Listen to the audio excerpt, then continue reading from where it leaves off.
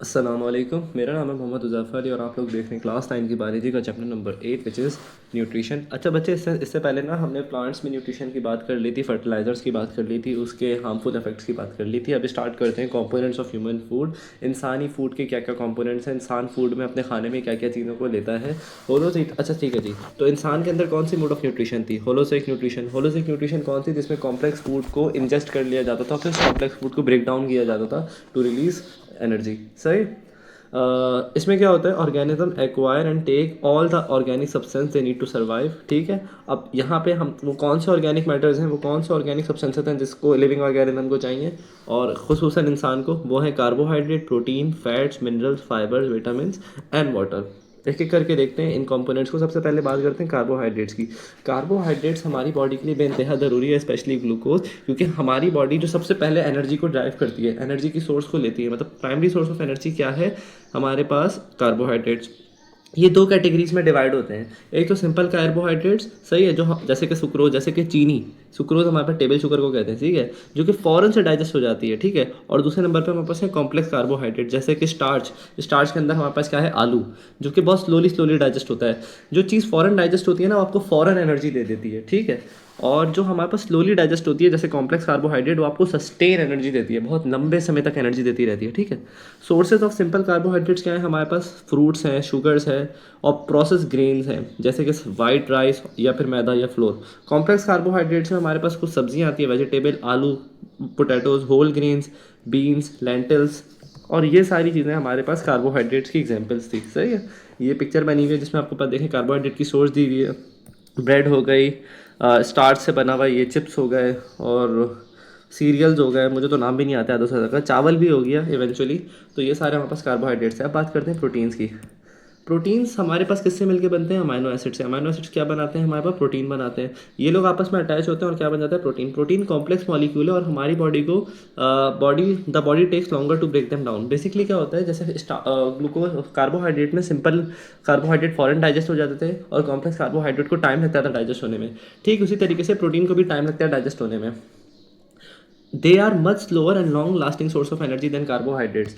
ये बहुत slowly digest होते हैं और ये लॉन्ग लास्टिंग सोर्स होते हैं एनर्जी का। मिसाल के तौर पे, अगर आपकी बॉडी प्रोटीन को ब्रेक डाउन कर रही है, तो फिर प्रोटीन से एनर्जी इतनी देर तक निकलेगी जितनी कार्बोहाइड्रेट दे नहीं सकता आपको।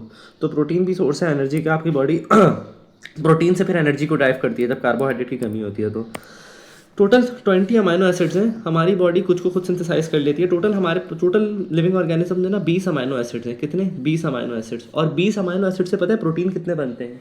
बच्चे, इतने सारे प्रोटीन बनते हैं जितने आप सोच नहीं सकते। इमेजिन करो, जैसे अल्फ़ाबेट्स है ना, 24 अल्फ़ाबेट्स हैं आपके पास, 24 या 26, ए से लेके जेड तक। ये अल्फ़ाबेट्स मिलकर आपस में कितने सारे वर्ड्स बना सकते हैं। तो इसी तरीके से ये 20 अमाइनो एसिड्स आपस में खुद को इस तरीके से अरेंज करते हैं कि ये अनगिनत प्रोटीन बना सकते हैं, हज़ारों लाखों प्रोटीन बना सकते हैं ये, ठीक है। बॉडी इन 20 अमाइनो एसिड्स में से 11 को तो सिंथेसाइज कर लेती है, पर 9 अमाइनो एसिड ऐसे हैं जो बॉडी सिंथेसाइज नहीं कर सकती, और उन अमाइनो एसिड्स को क्या कहते हैं? Essential amino acids. और ये हमें लाजमी डाइट से मिलेंगे, ठीक है। बॉडी प्रोटीन को क्यों चाहिए? ताकि बॉडी प्रोटीन सिंथेसिस कर सके और टिश्यूज़ को रिप्लेस कर सके और उनके फंक्शन को मेंटेन कर सके।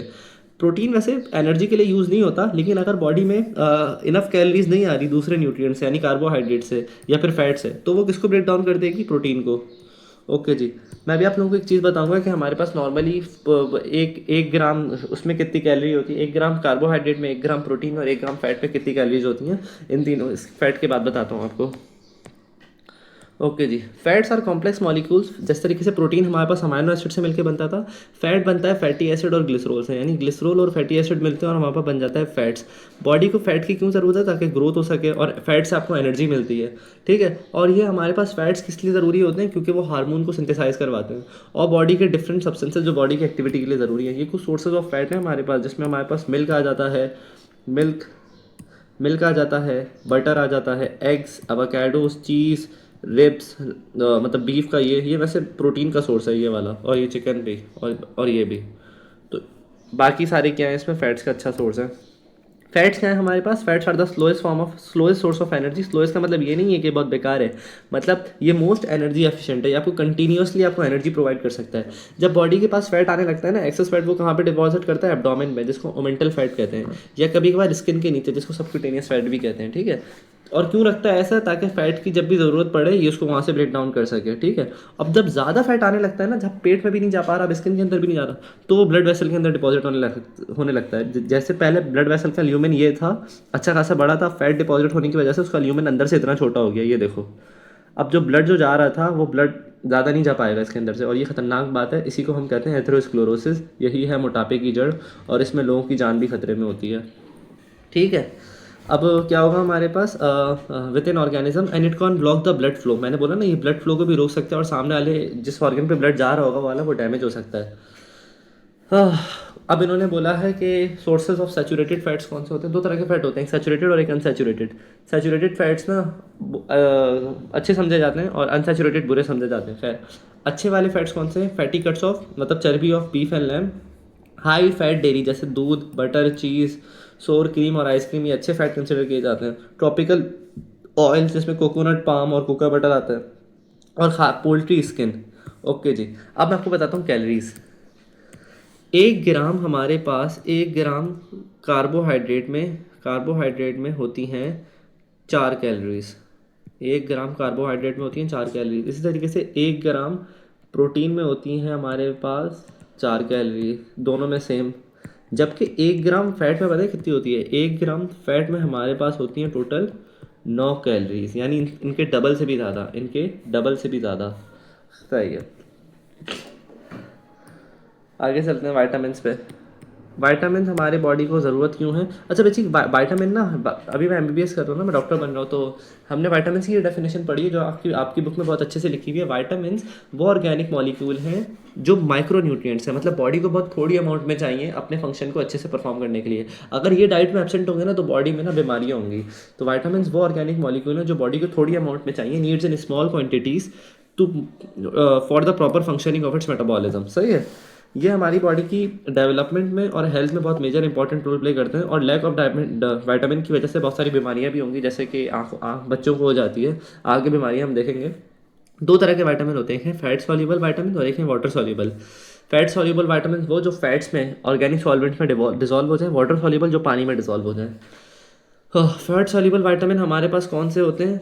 4 होते हैं। आदिक, आदिक याद कर लूँ, आदिल या आदिक, ADE के, ठीक है। ये हमारी बॉडी से कम एक्सक्रीट होते हैं एज कम्पेयर टू वाटर, क्योंकि वाटर सॉल्युबल हमारी यूरिन मोस्टली वाटरी कंटेंट होती है ना, तो ये यूरिन के जरिए पास आउट नहीं हो जाते।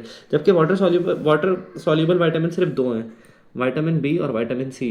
अच्छा, विटामिन बी ना हमारे पास ना, विटामिन बी सिर्फ विटामिन बी नहीं है, इसकी बहुत सारी टाइप्स हैं। विटामिन B1 से लेकर विटामिन B12 है।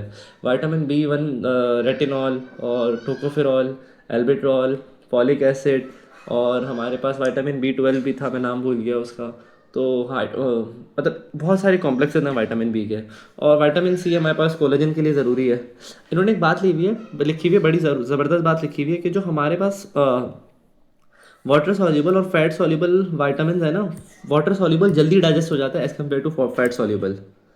वाटर सॉल्युबल हमारे पास जल्दी डाइजेस्ट हो जाता है as compare to fat soluble. क्यों? क्योंकि वाटर इजीली हमारे पास सेल मेम्ब्रेन को क्रॉस कर सकता है थ्रू कॉम्प्लेक्सेस। और एक और बात लिखी हुई है कि आप ज़्यादा खाने को पकाया मत करें, क्योंकि उससे हमारे पास वाइटामस डिस्ट्रॉय हो जाते हैं। तो सब्जियों में जो वाइटामिन प्रेजेंट होते हैं वो डिस्ट्रॉयड हो जाते हैं। अब इन्होंने वही डेफिशिएंसीज लिखी हुई है कि अगर विटामिन ए की डेफिशिएंसी होगी, विटामिन के की, तो क्या होगा? विटामिन के की डेफिशिएंसी होगी तो हमारे पास ब्लीडिंग डिसऑर्डर होगा, क्योंकि क्लॉटिंग फैक्टर्स जो होते हैं ना, क्लॉटिंग फैक्टर, प्लेटलेट्स वगैरह, ये सब किससे बनते हैं? हमारे विटामिन के से। विटामिन डी हमारे पास कैल्शियम के एब्जॉर्प्शन के लिए ज़रूरी है। अगर ये नहीं होगा तो बच्चे को रिकेट्स या ऑस्टियोमलेशिया होगा। विटामिन सी नहीं होगा तो कोलेजन की सिंथेसिस नहीं होगी, स्किन लूज हो जाएगी और खून निकलने लगेगा माउथ से, यानी स्कर्वी। विटामिन बी की डेफिशिएंसी होगी तो बेरी होगा।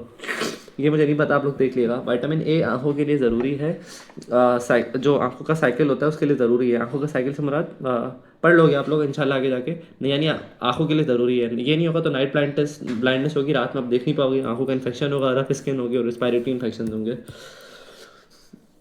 फाइनली हमारे पास क्या है बच्चे? मिनरल्स वो ऑर्गेनिक मॉलिक्यूल्स हैं, इनऑर्गेनिक मॉलिक्यूल्स हैं जो बॉडी को चाहिए होते हैं for the proper functioning, same इसकी डेफिनेशन विटामिन की तरह। और इसमें हमारे पास कौन आते हैं? कैल्शियम, आयरन, जिंक, आयोडीन और क्रोमियम, ठीक है। अब इनकी इनकी कमी की वजह से, इनकी डेफिशिएंसी की वजह से हड्डियां कमज़ोर होंगी, पुअर ब्लड ऑक्सीजनेशन होगी, खून में सही तरीके से ऑक्सीजन नहीं मिल सकता। और कैल्शियम का आप लोगों को पता है कि क्यों ज़रूरी है, कैल्शियम हमारी बॉडी में क्यों ज़रूरी है। और metabolic functions of calcium, calcium की वजह से बहुत सारे मेटाबॉलिक फंक्शन हैं, बहुत सारे।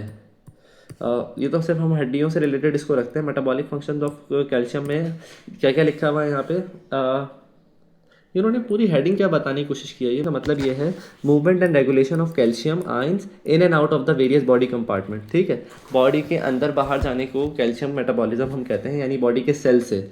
Good calcium nutrition along with the low salt and high potassium intake prevents from hypertension and kidney stone. Basic यहाँ पे ये बात की जा रही है, कैल्शियम के इंटेक्स को अगर आप लो सॉल्ट के साथ और हाई पोटेशियम के साथ लोगे तो इससे आपको हाइपरटेंशन और किडनी स्टोन होने के चांसेस कम होंगे।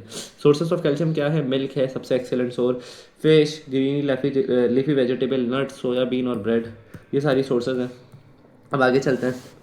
और डेफिशिएंसी ऑफ कैल्शियम होगी तो आपको ये सारी बीमारी होंगी, आप चक्कर खा के गिरोगे, दिल के मसले होंगे, सुन हो जाओगे या फिर गुदगुदी महसूस होगी, निकलने में मुश्किल होगी, आवाज़ चेंज हो जाएगी क्योंकि मसल कॉन्ट्रैक्शन नहीं हो पा रही होगी, लैरिंग्स में स्पैदम हो जाएगा, चेस्ट सीने में दर्द होगा, सीटियाँ निकलेंगी मुंह से सांस लेते हुए, मसल क्रैम्प होंगे जो हमारे क्रिकेटर्स को होते ही रहते हैं आए दिन क्योंकि कैल्शियम की कमी होती है उनमें। ओके, वैसे तो वाइटामिन वाटर की कमी की वजह से भी होता है। और मेटाबॉलिक फंक्शन ऑफ आयरन, इन्होंने आप कुछ मिनरल्स लिखे हुए हैं जिसमें उनका मेटाबॉलिक फंक्शन दिया हुआ है। आयरन क्यों ज़रूरी है आप लोग पढ़ोगे इंशाल्लाह आगे जाके। आरबीसीज, रेड ब्लड सेल्स, इनके अंदर होता है आयरन। आयरन अपने अंदर क्या स्टोर कर रखता है, ऑक्सीजन।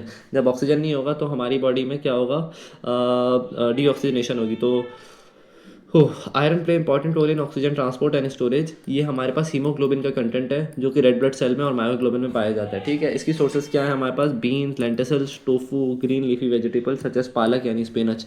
सही है। Deficiency of symptoms of iron क्या है हमारे पास, अगर आयरन की कमी होगी तो जाहिर सी बात है खून नहीं पहुंचेगा तो स्किन लाल वो पीली पड़ने लगेगी, तो पेल हो जाएगी, पीलिया हो जाएगा। थकावट होगी खून ना होने मतलब खून में ऑक्सीजन ना होने की वजह से क्योंकि आप काम कर नहीं पा रहे होगे। वीकनेस होगी, सर में दर्द होगा, डिजीनेस, मतलब ये सारी वही वजह है कि ऑक्सीजन नहीं मिल रही इनको, पढ़ लिएगा। और ब्रिटल नेल्स भी हो जाएंगे। ब्रिटल नेल्स हमने कंडीशन, इसको हमने पढ़ा था कॉलिनीशिया, स्पेलिंग नहीं आती बस मुझे नाम पता है, कॉलिनीशिया, खैर, जिसमें ना नाखून स्पून शेप के हो जाते हैं। ओके जी, फाइनल है हमारे पास मेटाबॉलिक नीड ऑफ वाटर, मतलब मेटाबॉलिक फंक्शन ऑफ वाटर क्या है। वाटर हमारे पास जाहिर सी बात है मीडियम है, सारे वेरियस एंजाइमेटिक और chemical reaction in the body का।